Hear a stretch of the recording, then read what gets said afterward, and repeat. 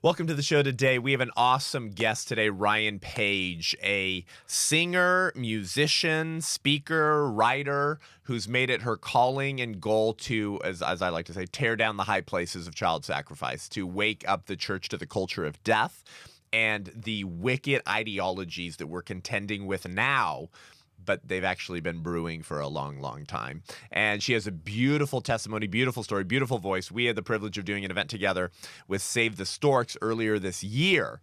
And I think she's going to bless you. And I think we need this kind of inspiration, encouragement, and motivation as parents and families around the country right now are saying, what can I do? What should I do against these evil forces? Buckle up, folks. You're in for a treat. I'm Seth Gruber, and this is Unaborted.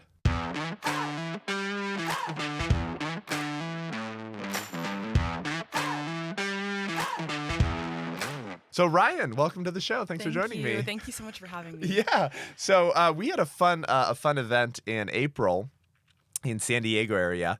Brandon Tatum, your husband was playing music with you, speaking, and me for Save the Storks, which is a wonderful ministry. The mobile medical units, Mercedes Sprinter vans, outside of abortion centers and colleges, get women to see their baby and choose life.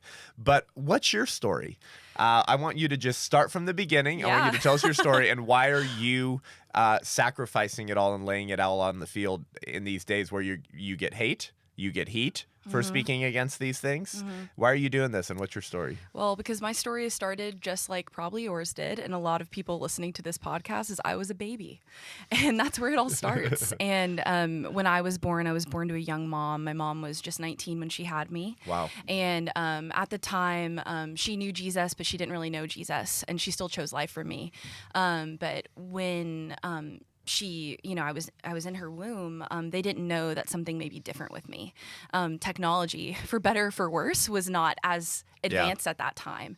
So when I was born, my birth would be described as a traumatic experience, I would say, but also one of the greatest ones. I came out not breathing, rushed away very quickly, and the first glimpse that my mom had of me was a Polaroid picture of me in the NICU. And I like to laugh and say that it was because I was very photogenic and they just had to take a picture of me.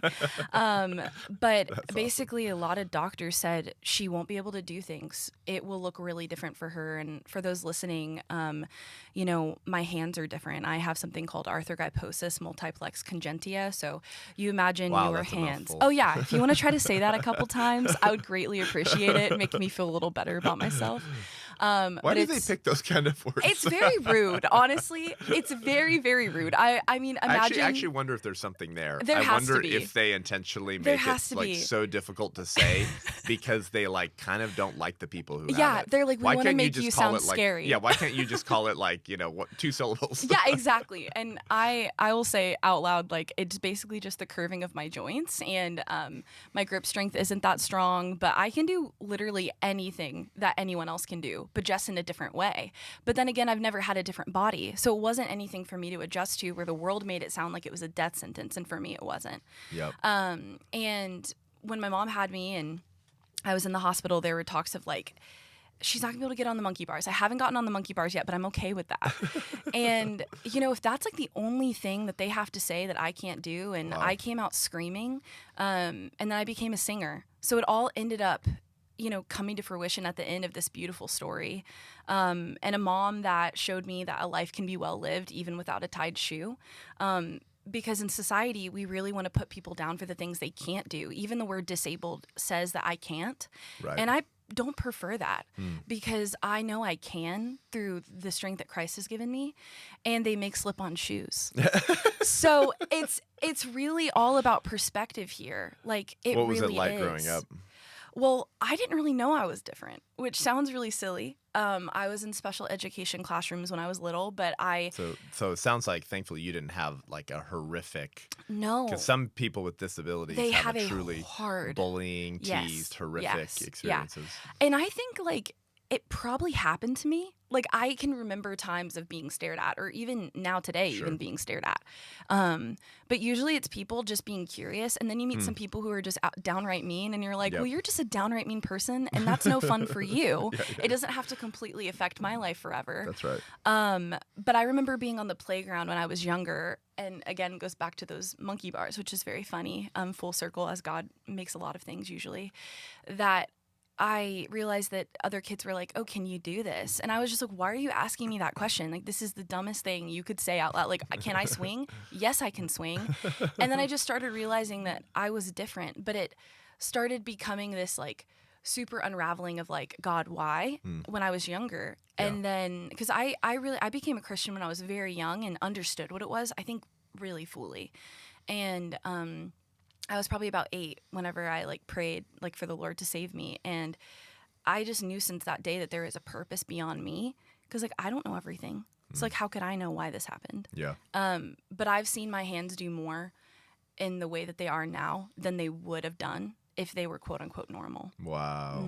Wow, that's a good line. Yeah. Say that again. Yeah, I've seen that my hands have done more now in the way that they are than they would have if they were quote unquote normal. Yeah, Yeah. that's powerful. Yeah. That reminds me of a line from Joseph in the Old Testament. What you meant for evil, Yeah, God meant for intended good, for and for the good. saving of many lives. You know, and this is a broken, fallen world. Yes, right? yeah. But what you do with the cards you've been given, Yeah. makes all the difference. And the Bible is scattered with these lines of, you know, to use the foolish things Yeah. of the world to shame the wise. And we think we're so smart, especially in the 21st century. Yeah. We think that we've got all the science all figured out. Oh, yeah. And that we know the way to human flourishing and human Yes. perfection. I mean, this has been the lie of basically every Marxist would-be totalitarian oligarch, is that like we now have the formula for utopia. Yeah. And if you just give us all your political rights, political power, we'll invent this utopia. We can get there. And this is the same thing that motivated Sanger, the Yeah. founder of Planned Parenthood. Yes. She literally said once, she said, through sex, mankind may attain that great spiritual illumination, which will transform the world and light up the only path to an earthly paradise. We want to get back into Eden, Yeah. but we want to do it without God. Yeah. And course. when we do that, what tends to happen is a lot of people die. Yeah. Basically, every genocidal maniac of the last about 120 years or so promised utopia, peace, and human flourishing. The cost was just a ton of murdered innocent people. But for whatever reason, these sickos behind our culture of death and the intellectual tradition that they walk in have always particularly had it out for people with disabilities. Yeah, they have. That was true in Russia. That was true with Hitler. That was true with Sanger in New York and America. She called them the morons and misfits. That's how Sanger would have referred to you, Ryan. Yeah. And she really wanted to sterilize people with mental and physical disabilities, alcoholics, criminals, serial lawbreakers. These aren't good. These are not good people. So we should actually prevent them from having children. Yeah. For the good of humanity. For the good. And I've had these conversations with parents of kids with Down syndrome or cerebral palsy or some of the chromosomal issues, and their experiences with others in our country and in the hospital systems of the people who are supposed to care for these children is shocking to hear. Shocking. Do you have any thoughts about that? Yeah, I mean, I went on in my studies in college. So I recently got my master's in social work. Okay, and I really think it sparked something in me to realize that when my mom had me and the social worker came in the room, she thought it was like an incriminating conversation of like, what did you do wrong during your pregnancy or what happened, right? And there's not an answer. There's not an answer as to what happened. There's not. And I have peace with that because it's God and it's his plan. But it's really hard as humans to surrender, like knowing why. Like we love why. Why is one of my favorite questions personally as well. Right. Yeah. But I think that I decided that I wanted to change the narrative of like, I can walk in a room, and one of the greatest things that social work has ever taught me is that that person is an expert on their situation. That's right. And I need to ask them what it looks like for them to be in the existence that they are in. Yep. I can't look at their existence and say that I think that this is terrible for them, or say that this is like such a wonderful moment for them, because like we're humans. Like Jesus was human. He experienced an array of all these emotions. But like going in and letting that person be the expert on their situation and to say, I am happy to have my child with Down syndrome. I am happy to have my child with cerebral palsy. I have been praying for this child. You don't know their story. Or That's maybe right. it's a rough day, right? Yeah. Maybe it's a rough day, and there's room for both of them, but there's also life in both. Yeah. And that's what I really wanted to do with my career, was to say that actually like giving people with disabilities and parents like support who have children with disabilities, like giving them access is actually an opportunity rather than a burden. And I really believe that, because we are tired, as especially in my generation, but we're also tired in our world, in order to go the extra mile to care for people in the way that need to be cared for. And I don't think that that's Jesus's character. Yeah. Yeah. Wow. Yeah. Yeah. I had a conversation with a couple from Michigan whose daughter has trisomy 18. I know believe. what that is. Yes. And so I think it's like some of the missing chromosomes. I can't perfectly explain it, but most people know what trisomy 18 is. And the mother of this daughter has had to fight for her daughter's life multiple times in the hospitals because they would have allowed her to die. Yeah. And they actually talk about this study where people were asked, doctors were asked, if they think it's moral or permissible to put a DNR order, that's a do not resuscitate order, on a baby born with significant or severe disabilities, without asking the parents. Wow. And this is a shocking statistic. Shocking. And over about 80% of the doctors asked in this survey said that that it would not be immoral to put a DNR order on a baby with significant needs or disabilities without informing or asking the parents. And so like, just to like put this in perspective for people listening, like this is not an old ideology. It's not a no longer with us ideology. It's still very much at sway in our country here. And it reminds me of a line from Ayn Rand, actually, not someone I usually like to quote, but of Atlas Shrugged. And she says, every major horror of history has been committed in the name of an altruistic motive. Has any act of selfishness ever equaled the carnage perpetrated by the disciples of altruism? Hardly. Meaning some of the most evil things that have ever been done in our society were committed in the name of a really good motive. Yeah.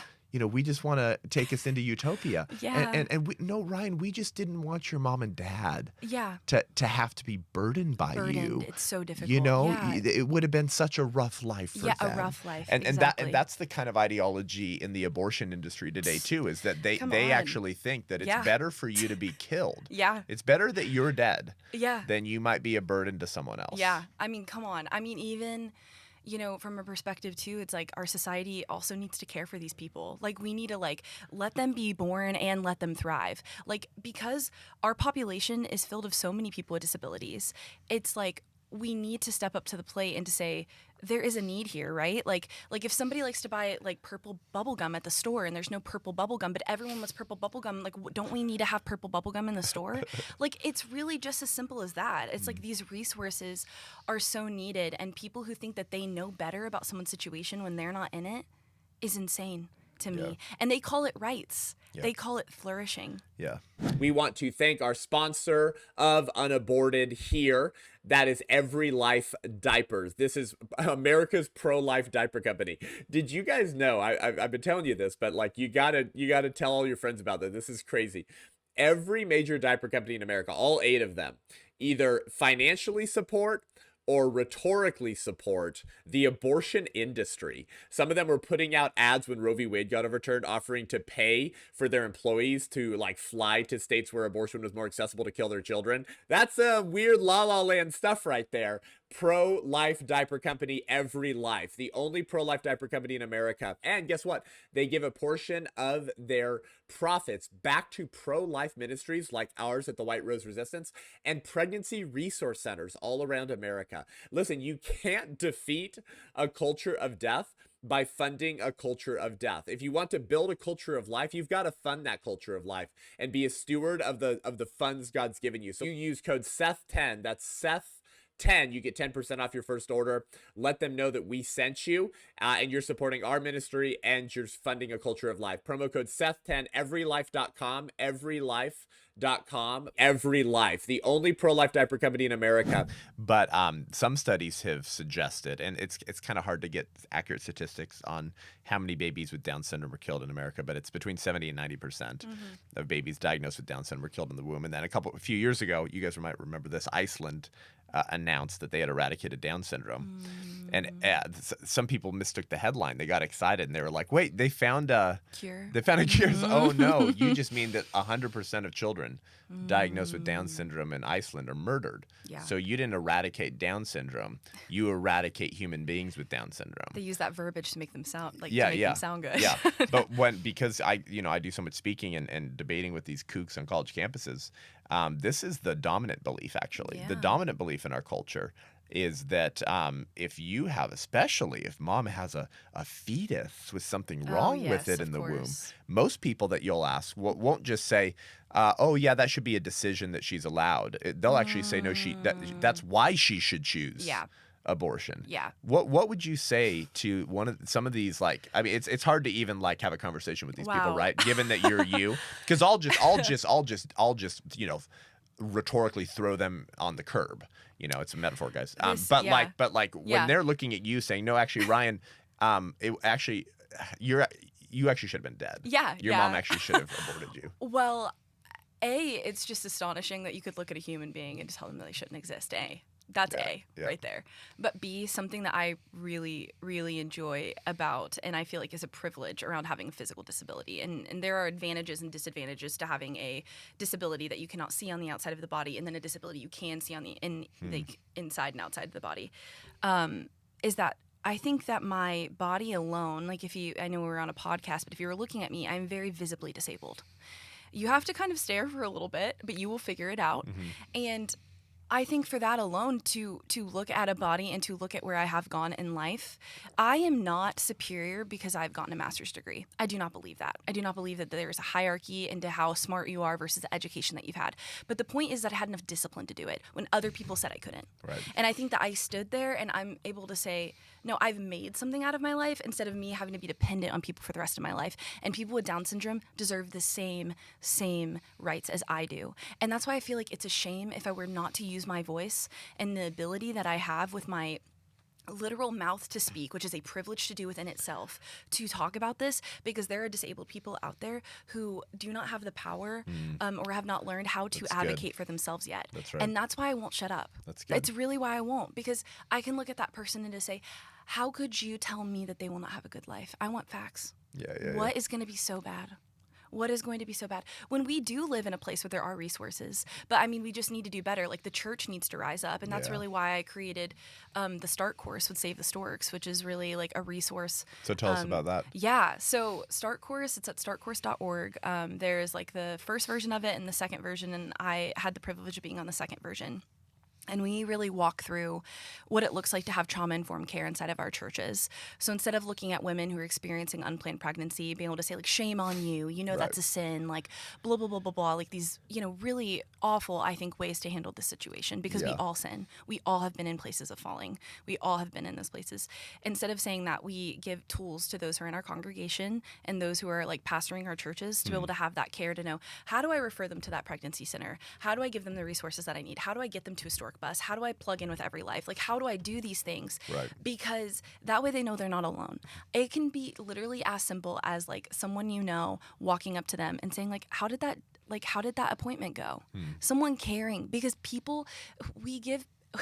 I feel like we give sometimes church too much credit of that there is community, but we have to be really intentional, especially when experiencing something that could be really difficult. Yeah.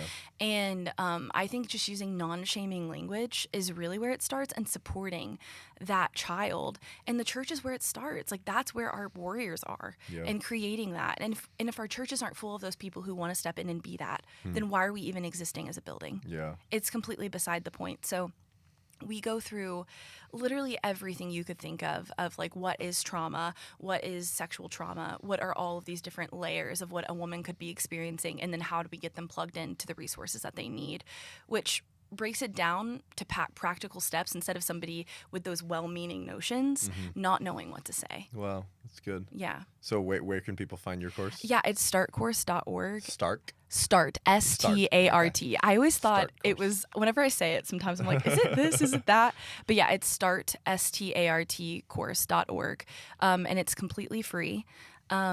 And you'll find me on there, and a lot of other mental health experts as well, in collaboration with the AACC. Okay. We created it, so there are a lot of amazing folks from the AACC on it, and Save the Storks, and I got to go to Colorado, and I wrote every script that I participated in. So Awesome. that was actually a week before my wedding that I finished all of that. Oh, wow. So yeah, it was a lot, but when I look back at it, I am incredibly grateful for just like these types of interactions, even like on podcasts or videos or things where it can just reach people. But I hope that it reaches them on like a human level, and not having a condemning, like, you said something wrong before, but having like, let's just like, alter our trajectory a little bit. Yeah. So when did you start speaking and being kind of vocal in terms of these evils, the culture wars, whatever you want to call it? I would like to joke when I was born. Yeah. Me too. Because, That's good. yeah, because I just always knew that my existence was a threat, and I felt it. What do you mean by that? I think that when others are inconvenienced, AKA for me, some things that happen for me is like I maybe use voice text, or I don't even know, like I need help getting dressed, or these things, like they could be seen as inconvenience, and then you can have people that you trust throw their hands at you after because you have technically used them, right? But actually you're like existing. Yeah. Wow. And that's really complicated too. Jeez. And I always knew that it was difficult in order to get what I needed, right? I think 5 steps ahead when I'm in my body. Where is my backpack in the back of my car? Can I get it on my back to get inside? What is that door going to be like whenever I walk up to it? What access will I have? Right. And it's enough to drive a person crazy if you didn't have faith, because you'd be like, why? But I was on X Factor when I was 13, and What? and I had the privilege of being a finalist. And Tell us about that. I didn't know that. Yeah, and so when I auditioned for the show, my mom actually was not a fan. She was like, "You're way too young. What are you doing?" And then I kind of came up with a plan and explained to her why, and I did. And when I realized I was on national television and people were shutting off the mic from me because I was talking about Jesus, because it was Really? Yes, because it was like the excuse is there's not enough time, right? Well, this wasn't live, right? Oh, it was. Oh, really? Oh, it was. It was live. There were live shows. Yeah, I made it like to the very last episode when I was 13. And I had Demi Lovato as my coach, and I had Simon Cowell. And Simon was actually like one of the kindest people. Oh, really? And everyone's like, how was That's Simon? good to hear. Yeah, no. He's really, really sweet. And you wouldn't think it. But they were turning the mic off on you. Huh? Yes. Like, I can't hold the mic, so that got complicated, right? Ripping it away. Think about that. Like at the end, like when the contestants go up after and like reflect on their performance on those shows, I realized I was like, thank you, Lord, like for providing this opportunity. And like even said other things as well that was like, definitely stating my faith, definitely stating where I stand. Because like you said, I've heard you say this, like it's very difficult to be Christian and to not be pro-life. And I do agree with that statement. Yeah. And I just stood there in awe as a 13-year-old who didn't know myself. I'm 13. Think about when you were 13. Yeah. I was an idiot. Yeah, exactly. I was too at times. And I'll probably look back now and say the same thing. But it was just really wild because I realized culture was against that. Huh. And they were for positivity. They liked happiness. Right. But they didn't like where it came from. I got told multiple times when I was on the show to cry because like I should miss my house, I should miss my home. I didn't. Wow. I was incredibly grateful to be in sunny LA living my life and singing and sharing my story. Yeah. I wasn't going to cry, and I knew because that was the joy of the Lord. It wasn't because I was not exhausted and completely depleted at times and trying to balance like being an 8th grader and on national television. It was because I knew it had a greater purpose versus my exhaustion, right? Like why do we pick things that are comfortable when they can lead to better things? Right. Like, everyone is always taking a quote-unquote gamble or step in faith whenever you do something that you're called to, because it doesn't always mean guaranteed right away. Yeah. Yeah. So I just knew. I knew that it was threatening. Wow. And I felt it even in, almost every space I've been in. Forever. Because I love to advocate for what I'm talking about, and I won't just settle.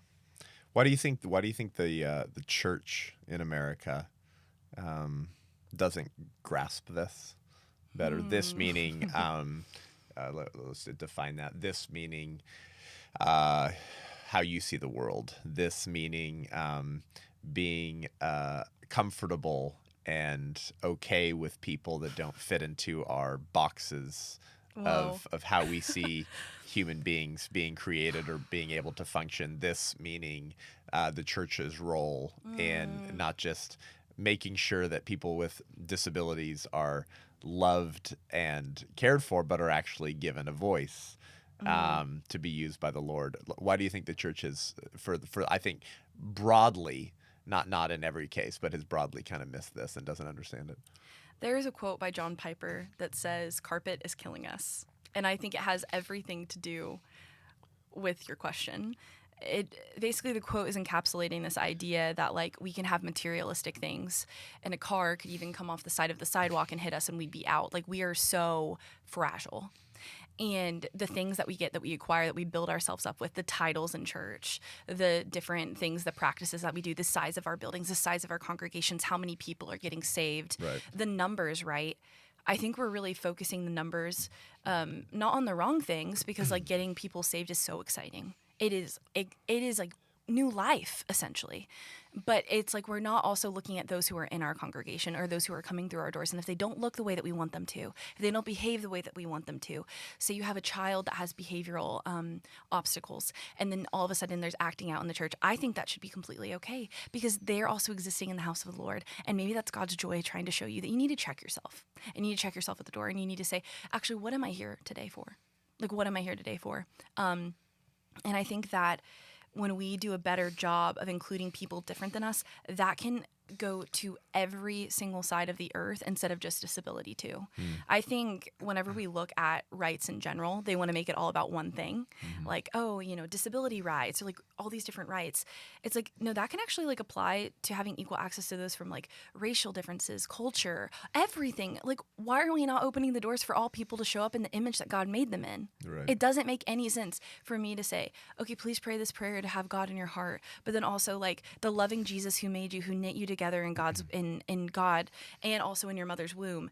We're also going to say that that's not okay, because that's going to take some extra time on Sunday morning in order to deal with, right? I've had experiences with being a social worker where I've had patients or heard of even like supervisors had these people too who've said, we can't go to church because my child is medically complex. And I'm like, oh, whoa, okay, so we're running churches with like lots of resources, and we like can't have a nurse there. Wow. I just don't see why. Yeah. Obviously there are limitations of our smaller congregations and trying to figure out where that all fits, but we're talking about mega churches here. Right. Like, we're talking about like, we got the nicest like Fender up there, like guitar, like it sounds so, have you listened to the tone, dude? Like, come on. Yeah. Like, Beautiful, the tone doesn't, kids programs. It doesn't matter. Yeah. It doesn't matter that you have a tree painted on the wall. Like, the kids can't get in. Right. And I think that's really where I like want to advocate, is like, I hear that these things are difficult and you don't know what to do. And that's really like within the START course and within the work that you're doing, within the work that Save the Storks is doing in every life and all these pro-life organizations, is we're trying to say like, actually, like, let's walk with you through this instead of saying there's no way out. Yeah. God always provides a way out. God always provides a way out of sin. God always provides a way out of situation. God always provides a way out. I'm incredibly directionally challenged.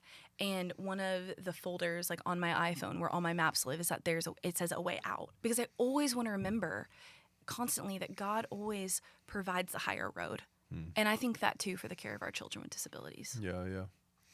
One of my buddies, Nick Vujicic. Yes, who's he's just incredible. Like, incredible brother, and talk about Talk about God using his hands and feet. He makes this joke, by the way. Yeah. That's not me. So just I love it. Yeah, Nick loves to make this joke. God's used, my hands and feet for the gospel and the kingdom more than he ever could have if I actually had hands and feet. He's become such a hero to, like you were saying, other people with disabilities who can't really speak. Yes. And defend themselves and speak out against these things. And obviously, I mean, he's spicy and he's been all around the world. I think to this day, if you Google top motivational speakers, I think he's still on the top 10 list of pretty much any website in the world. Like Tony Robbins, like all these. Yeah. And then it's Nick's always right there, and spirit-filled brother believer who's just been doing such incredible things. We'll have to get you on his podcast sometime. That would be amazing. But I wonder, like, what have you heard from people who have similar struggles? Like, how has God used your testimony and story and voice to bless or encourage others who maybe are scared to speak out, or maybe they have significant disabilities and feel and like almost can't really speak out like you can? How's God used your stories? You're starting to travel now and worship and sing and speak. I think the reason why I'll never stop singing is because of the joy that is on their faces when we participate in song. I mean, I know that just transcends a lot of things, like music does. Music makes us feel things. Music makes us think. Right. It paints a picture that often our words can't. And I can tell, like, I'll have kids travel to see me, which is just such an honor. Tell us about that. Yeah, well, I was in Ohio. This is actually a very interesting story. It was a bit after X Factor, and I really, really pray that God always keeps me like a person of my word. It's like a super big deal to me. But sometimes being a person of your word costs you things you want to do. And I was in Ohio at a small charity event. There were a lot of kids traveling there who had my difference. And I got asked the same day to be flown to sing my audition song with Carrie Underwood. Oh, wow. And I had to say no because I made a promise to those kids who had traveled so far to be there with them. And it's very funny, the pictures from that day. I even forgot my shoes before I sang. I was barefoot the entire time. Because I just remember it being like, oh, that stinks. Like, that would have been, like, real cool. Like, of course, it's Carrie Underwood. Right. But I knew that there is a greater purpose here of them seeing someone do something that someone said they couldn't. And it's not because I'm doing it. It's not because I'm like, whoa, look at me. Like I said about my degree, or like I said about these things. Statuses come and go. Things come and go. Right. And I know the world wants to say, oh, you can't, take away someone's education, or they want to, like, serve you that as well. But I'm not defined by those things. Right. Like, I did that to better equip me in order to serve the people that I love. Yeah. Not to have a title. And I also think that when you do things like that to honor God instead of honor yourself, it ends up becoming more beautiful. And that's exactly what that day turned into. And that's just one example of many of things where these incredible opportunities have popped up, or once in a lifetime, like, how could you ever? And then you say, no, like, these kids are why I'm doing it. Right. This is why I'm doing it. And I just happen to be very blessed in the area that I have never not known a day where I didn't know how to sing. And I don't say that in, like, a prideful way. I say that in, like, I was made to. Yeah. I was made to. That's awesome. My superpower.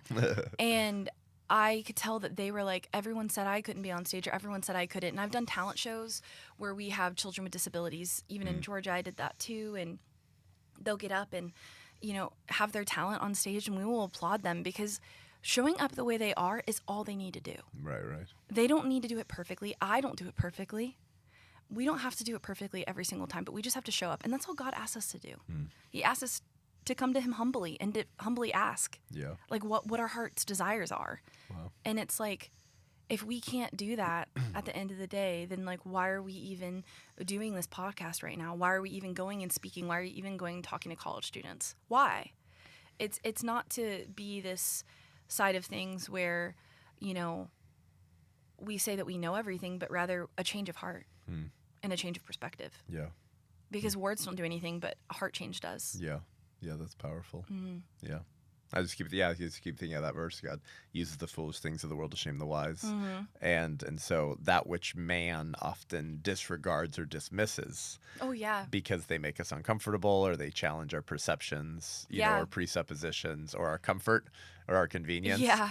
Are often actually the people that God wants to use primarily, and most significantly. And it's funny even too with like dating my husband and things, because my mom always joked. And that's something as well that like a lot of young women reach out to me about who have disabilities. Really? Because it's always like, can I ever get married? Will this ever happen for me? Like, what would this look like? I'm like, it will completely happen, because God is good and He wants us, you know, in community. And it was funny because it, by world standards, cost my husband a lot. By world standards, but for him, it didn't, because it was this like, we have a lot more reliance on each other that I think that you don't get in your first couple of months of marriage. Sure. You know, we've almost been married for like, I guess 6 months now. And it's like you don't get that type of reliance at our age, or whenever there's this glamorized freedom. Yeah, you had just gotten married before we were at that right Storks after, event. Oh, literally okay. weeks, like okay. 2 weeks. Like Okay. I literally, like, it was insane. And that was when I was writing Start course. I was like finishing and I graduated the same month Oh too. my goodness! Wow. God really put me through that. But it's just like this story of God uses the weak in order to display His strength. Right. And I really believe that. But I'm thankful for it, because we wouldn't be as close as we are. And I mean, also the topic of like children too. It's like there's this whole disability rights movement saying that, like, you know, abortion is care for people with disabilities. Like, they should have choice. Like, Talk about there's that. Yeah, I mean, it's heartbreaking. I was going to bring that up, but since you did, talk about Yeah, that. it's heartbreaking because we want to have really pretty pictures with awesome graphics and make us feel girly and good and have all the resources and all these things.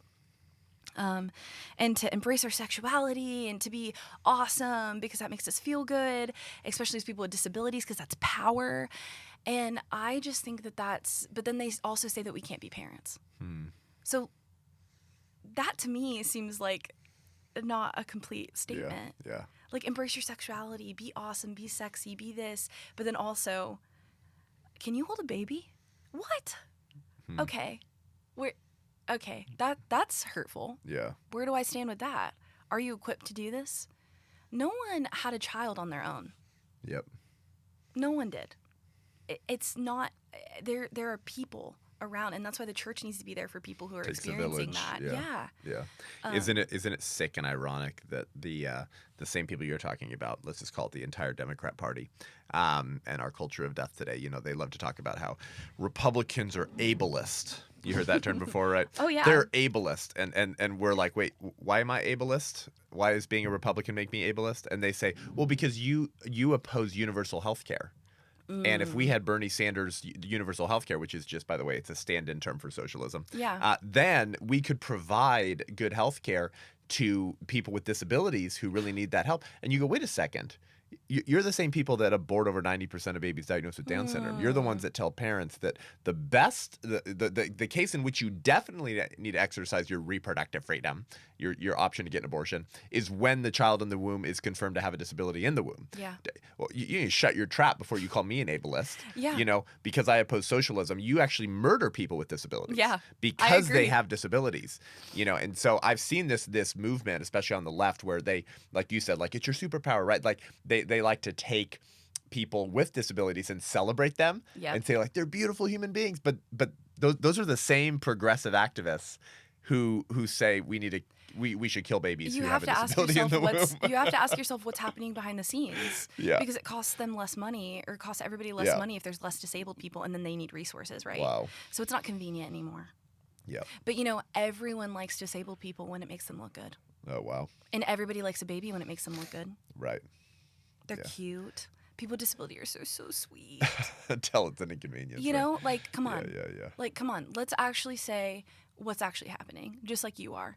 And that's why I think it takes people like you, and it takes people like me with my lived experience and your knowledge of this issue to be able to stand up and say, together, we both agree that we need to be able to stand for what it is. You know, ableism is a really interesting topic because... I'm sure you've studied it a lot. Yeah. Oh, yeah, I have. But even hearing your definition is, like, very enlightening to me. But also, like, the term disability, the term ableism, all these things, you have to ask the person what they define it as.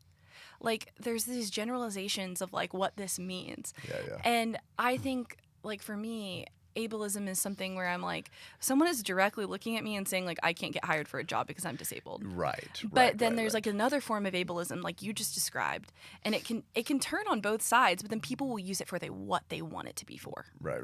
And that's the side of things where you have to be like, okay, you know. Whereas like I do believe that, I mean, I didn't know if you know this statistic. I looked it up actually last night too from like the U.S. like Labor Department, that only 21% of disabled people are employed in the U.S. alone. Oh, wow. And it's just because I think we're not equipping them. Like, I really do. I really, really do. And we don't want their voices to be heard. And then they make us sound reliant. Yeah. They make us sound like we're needy and reliant. And I'm not needy and reliant. Yeah. And I know a lot of other disabled people who aren't either. Yeah. But I say disabled with air quotes, like I touched on before, because dis means can't. But whenever you say disabled to an able-bodied person, they understand what you're saying. But whenever I say different, they're like, what's different? But for me, it's just different. Yeah. It's a different way of showing up. Yeah. It's like, if I had a difficult time spelling or doing something like that, and you couldn't see that on the outside, you wouldn't judge me. But because you can see what happened to me on the outside, you can judge me. Yeah, right, and then it's difficult for people who have... That's a good way to think. Yeah.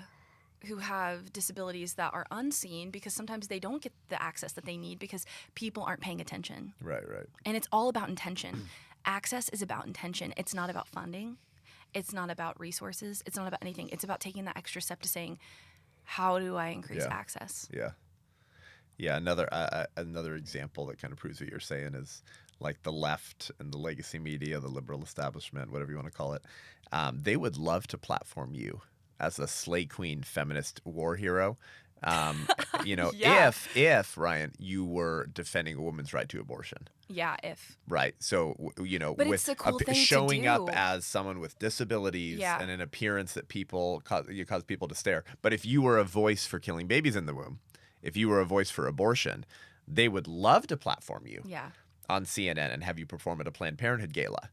If you were saying like we needed we need to defend women's rights and all these things, then they would. But if your experience causes you to say, actually, we need to like change how we're doing this entire thing, and we need to welcome these children. It's like, well, then shut up.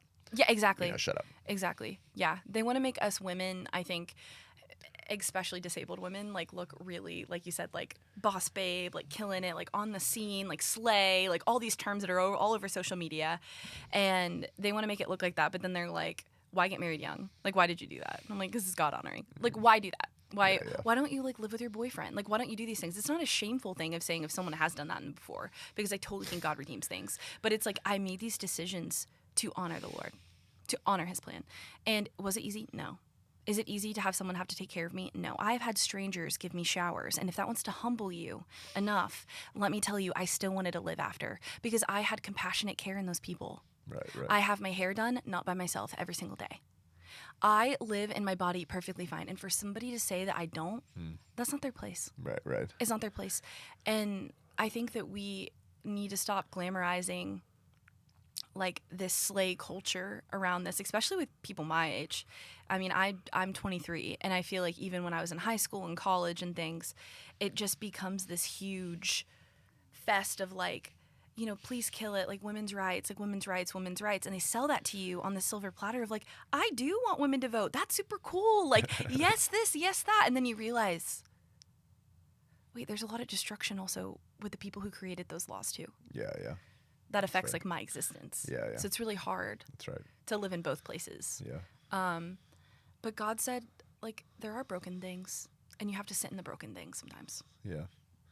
It's good, Ryan. Yeah. It's awesome. Yeah. Where can people connect with you if they want to book you as a worship leader for an event or speak in at a gala or at a church? Where can people find more out about you? Yeah. So on Instagram, I'm at OH Rion Paige, and it's OH, like the letters, and my name is spelled RionPaige. And then you can book me through the email randy@platformartist.com and also platformartist.com in general. And then you can find me on Facebook just as Rion Paige, RionPaige. Awesome. Where are you headed next? Oh man, I'm headed to Knoxville to do some speaking, so I'm very excited about it, to be able to offer some hope and just to show that accessibility is not an inconvenience, but it's an opportunity. Oh, wow. Say that again. Accessibility is an opportunity, but not an inconvenience. Awesome. Wonderful. Yes, thank you Ryan, so much, thanks, Seth. Thanks for coming on the show today. Thank you. It's my honor. Thanks for your voice. Keep calling out these people as eugenicist demons and would-be gods and waking up the church. We're proud of you. Keep it up. Thank you. Thank you. Thanks for tuning in today, guys. Head on over to iTunes, Spotify, YouTube. Give the show a rating and review. Let us know what you think. We almost were canceled by YouTube, but we got those strikes removed before we were permanently banned. So head on over to Rumble. Subscribe at Rumble if you would, because one of these days, YouTube's just going to find a proxy to absolutely get rid of our channel. So head on over to Rumble as well. On iTunes, give us 5 stars, leave a rating. I know it sounds silly, but more people see the show. If you want to engage with the White Rose Resistance or become an ally of the White Rose Resistance, go to thewhiterose.life.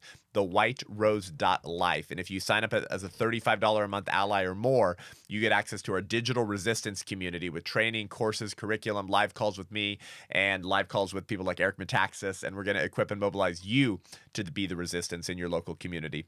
Until next week, I'm Seth Gruber, and this is Unaborted.